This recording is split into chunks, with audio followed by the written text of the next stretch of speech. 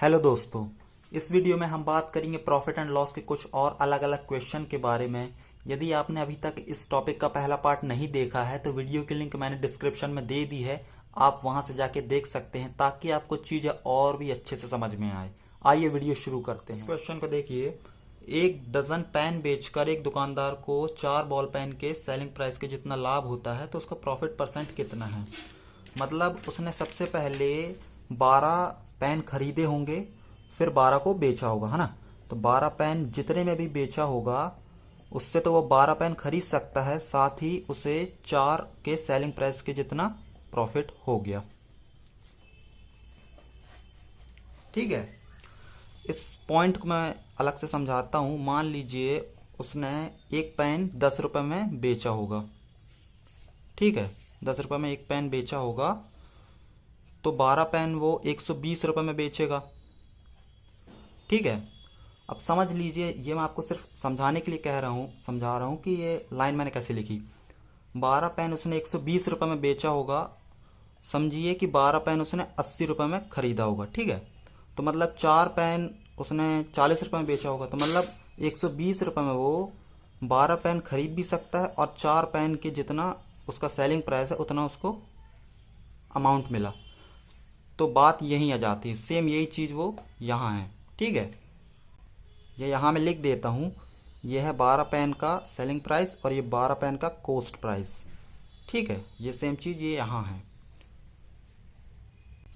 अब अपने को इसमें कॉस्ट प्राइस और सेलिंग प्राइस एक तरफ कर लेना है, तो मैं इसे ऐसे लिख सकता हूं, ये सेलिंग प्राइस। ठीक है, तो 12 कॉस्ट प्राइस, ये 8 सेलिंग प्राइस।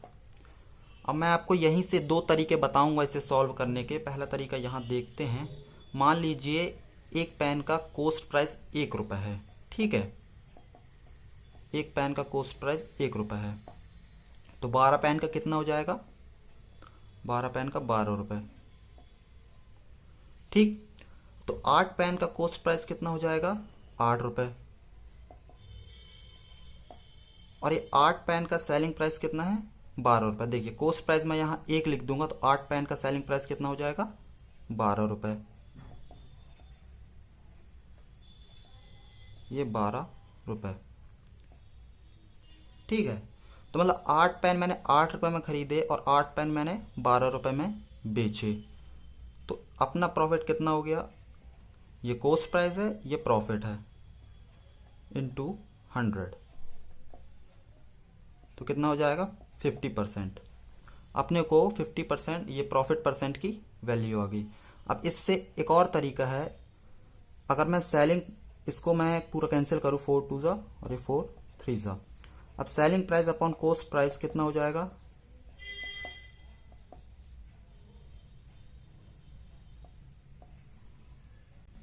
अब देखिए मैंने 2 रुपए में खरीदा और 3 रुपए में बेचा, है ना।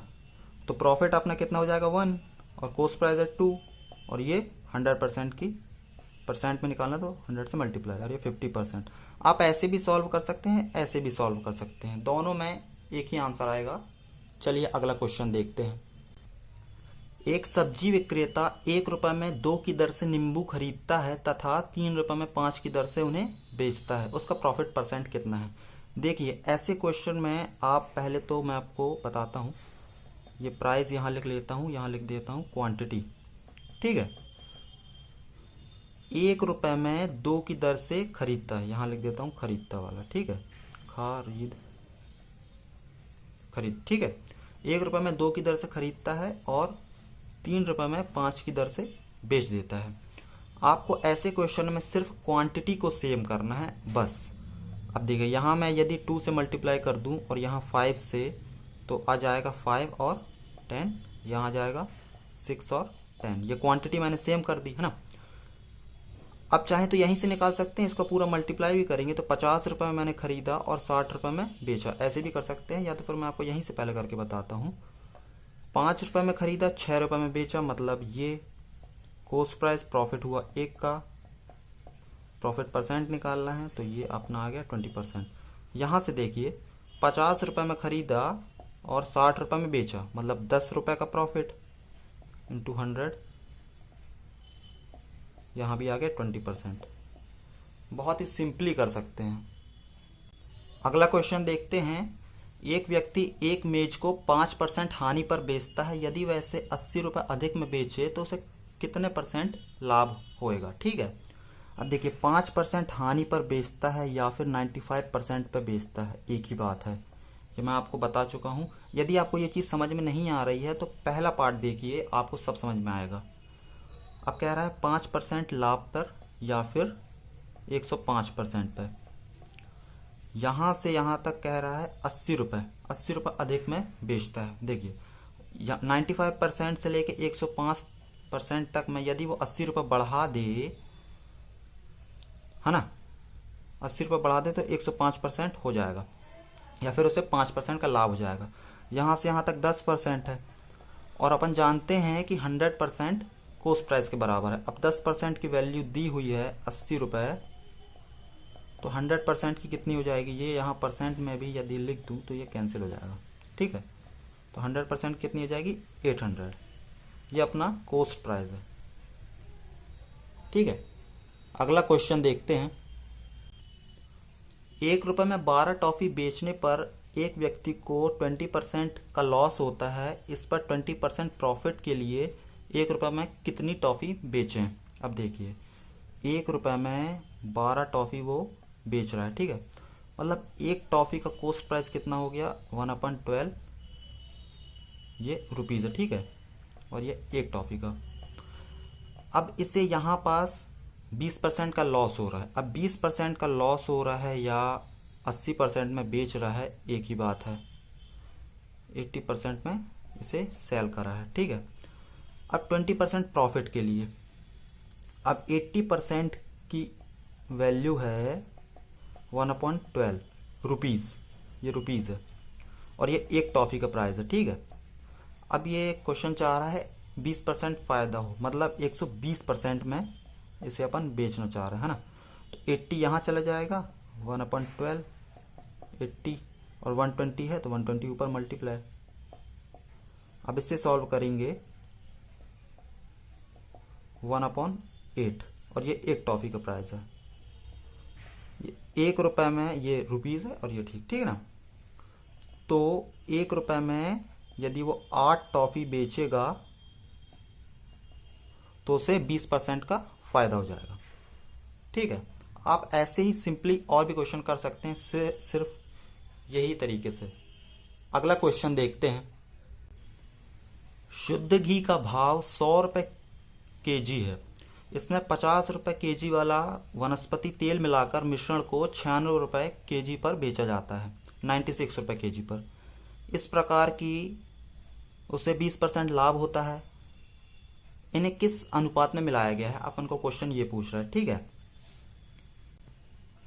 एक है 100 रुपये प्रति किलो वाला, एक है 50 रुपये प्रति किलो वाला, और इसे और एक है, मतलब इसे 96 रुपये केजी पर बेचा जा रहा है। अब देखिए ऐसे क्वेश्चन में आपको मैं एक तरीका बताता हूँ। आपको सिर्फ यूनिट सेम करनी है। यहाँ केजी है, यहाँ केजी है, यहाँ केजी है, ये 1-1 किलो है ना। ठीक है, और ये 96, ये कॉस्ट प्राइस है, ये भी कॉस्ट प्राइस है। 100 रुपये केजी, 50 रुपये केजी, लेकिन ये सेलिंग प्राइस है, और ये 20% लाभ की, मतलब 120% की वैल्यू है। ये सेलिंग प्राइस। सबसे पहले अपन को इसका कॉस्ट प्राइस निकालना पड़ेगा। तो 120% की वैल्यू है 96, तो 100% की क्या होगी? क्योंकि 100% तो इसका कॉस्ट प्राइस होगा ना, इसलिए इसका कॉस्ट प्राइस आ जाएगा 80। मतलब इसको और इसको 80 रुपये में मिलाया गया है और 96 रुपये में बेचा गया, 96 रुपीज़ में। तो देखिए यहाँ मैं 80 लिख दूँ, ये 80 रुपये पर केजी पर इसे बनाया गया है। ये तीनों यूनिट सेम हो गई है, पर केजी पर केजी पर केजी। आप इसको इससे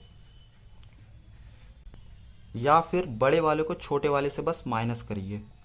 100 माइनस 80, तो यहाँ आप आ गया 20, और यहाँ 80 माइनस 50, यहाँ आ गया 30। तो 30:20 या फिर 3:2। ठीक है, ये अपना आंसर होएगा मतलब 5 यूनिट में से 3 यूनिट 100 रुपये केजी वाला है और 2 यूनिट 50 रुपये केजी वाला है। अगर मैं इसे केजी में भी देखूं तो 1000 ग्राम की वैल्यू है 5 यूनिट, मतलब एक की वैल्यू हो गई 200 ग्राम, और इससे मल्टीप्लाई करूंगा मतलब 600 ग्राम। 100 रुपये पर केजी वाला है और 400 ग्राम 50 रुपये पर केजी वाला है। ये मिक्सचर एंड एलिगेशन का टेक्निक है, ये मैं आपको अगली वीडियो में बताऊंगा, आने वाली वीडियो में मतलब। देखते हैं अगला क्वेश्चन। दोस्तों वीडियो पसंद आ रहा हो तो लाइक और सब्सक्राइब जरूर करिए और शेयर भी करिए। किसी वस्तु का मार्क प्राइस उसके कॉस्ट प्राइस से 20% ज़्यादा है। मार्क प्राइस पर 20 रुपये का डिस्काउंट दिया जाता है। इस प्रकार की प्रक्रिया में होएगा क्या? देखिए, सबसे पहले अपन को एक नंबर ऐसा सोचना है जिसका परसेंट निकालना बहुत आसान हो। मान लीजिए कोई एक वस्तु है जिसका कॉस्ट प्राइस है 100, तो 20% ज़्यादा इससे मार्क प्राइस है, ऐसा क्वेश्चन कह रहा है, मतलब 20% ज़्यादा मतलब 120 हो गया, ठीक है ना।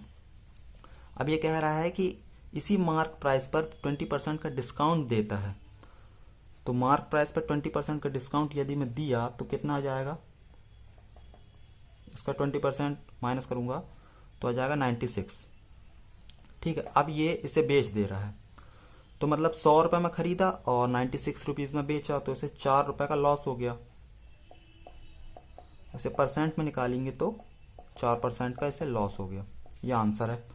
अब ऐसे क्वेश्चन में आप ध्यान दीजिएगा, यदि जितना परसेंट कॉस्ट प्राइस से बढ़ाया जाए और उतना ही परसेंट से माइनस करने को या फिर डिस्काउंट करने को बोले तो आपको हमेशा ही लॉस होएगा, कभी प्रॉफिट नहीं होएगा।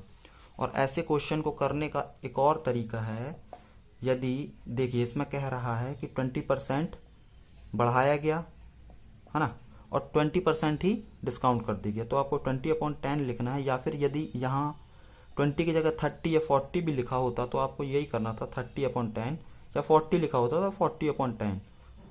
यदि 5% भी लिखा होएगा तो 5/10 लिख देते बस, और इसका स्क्वायर करेंगे तो 4%, और ये लॉस ही होएगा, कभी प्रॉफिट नहीं होता है। लेकिन तब जब जितने परसेंट बढ़ाया जाए उतना ही परसेंट डिस्काउंट करने को कहे, तब आप ध्यान दीजिएगा। तो दोस्तों कैसा लगा ये वीडियो? उम्मीद करता हूँ आपको पसंद आया होगा। प्लीज़ लाइक करिए और चैनल को सब्सक्राइब ज़रूर करिए। मिलते हैं नेक्स्ट वीडियो में, तब तक के लिए गुड बाय।